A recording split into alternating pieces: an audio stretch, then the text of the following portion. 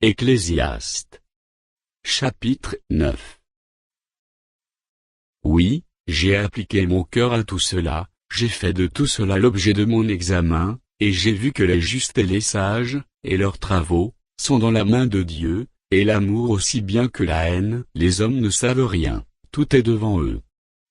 Tout arrive également à tous, même sort pour le juste et pour le méchant, pour celui qui est bon, et pur et pour celui qui est impur, pour celui qui sacrifie et pour celui qui ne sacrifie pas, il en est du bon comme du pécheur, de celui qui jure comme de celui qui craint de jurer.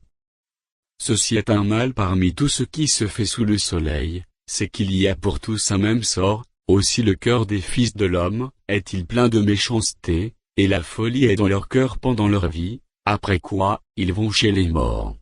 Car, qui est excepté? Pour tous ceux qui vivent il y a de l'espérance, et même un chien vivant vaut mieux qu'un lion mort. Les vivants, en effet, savent qu'ils mourront, mais les morts ne savent rien, et il n'y a pour eux plus de salaire, puisque leur mémoire est oubliée. Et leur amour, et leur haine, et leur envie, ont déjà péri, et ils n'auront plus jamais aucune part à tout ce qui se fait sous le soleil. Va, mange avec joie ton pain, et bois gaiement ton vin, car dès longtemps Dieu prend plaisir à ce que tu fais. Quand tout temps tes vêtements soient blancs, et que l'huile ne manque point sur ta tête.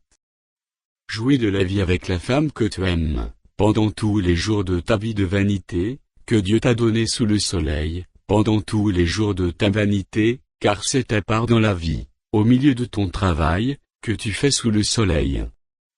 Tout ce que ta main trouve à faire avec ta force, fais-le, car il n'y a ni œuvre, ni pensée, ni science, ni sagesse, dans le séjour des morts, où tu vas. J'ai encore vu sous le soleil, que la course n'est point aux agiles, ni la guerre aux vaillants, ni le pain aux sages, ni la richesse aux intelligents, ni la faveur aux savants, car tout dépend pour eux du temps et des circonstances. L'homme ne connaît pas non plus son heure, pareil aux poissons qui sont pris au filet fatal, et aux oiseaux qui sont pris au piège, comme eux, les fils de l'homme sont enlacés au temps du malheur, lorsqu'il tombe sur eux tout à coup. J'ai aussi vu sous le soleil ce trait d'une sagesse qui m'a paru grande.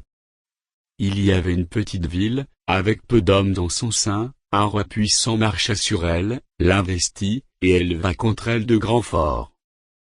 Il s'y trouvait un homme pauvre et sage, qui sauva la ville par sa sagesse.